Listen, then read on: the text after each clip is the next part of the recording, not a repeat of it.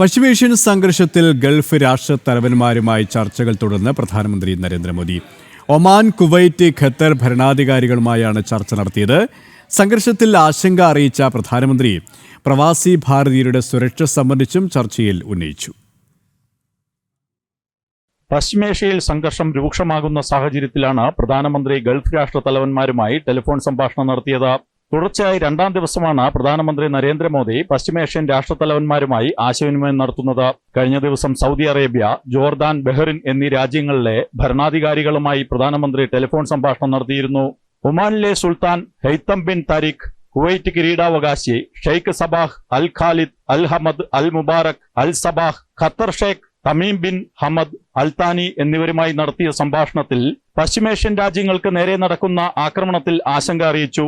ഈ രാജ്യങ്ങളിലെ ഭാരതീയരുടെ സുരക്ഷ സംബന്ധിച്ചും പ്രധാനമന്ത്രി രാഷ്ട്രത്തലവന്മാരോട് സംസാരിച്ചു. ഇറാൻ, ഇസ്രയേൽ, അമേരിക്ക സംഘർഷം പശ്ചിമേഷ്യയെ ആകെ ബാധിച്ച സാഹചര്യത്തിൽ ഗൾഫ് രാജ്യങ്ങളുടെ വിമാനത്താവളങ്ങൾ പലതും അടച്ചിട്ടിരിക്കുകയാണ്. ഖത്തർ ഭരണാധികാരിയുമായുള്ള സംഭാഷണത്തിൽ ദോഹയിലുണ്ടായ ആക്രമണത്തെ പ്രധാനമന്ത്രി അപലപിച്ചു.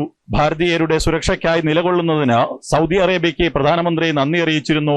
മേഖലയിൽ സമാധാനം പുനഃസ്ഥാപിക്കുന്നതിനാണ് പ്രാധാന്യമെന്ന് പ്രധാനമന്ത്രി ഗൾഫ് രാഷ്ട്രത്തലവന്മാരെ അറിയിച്ചു. ജനം, ഡൽഹി.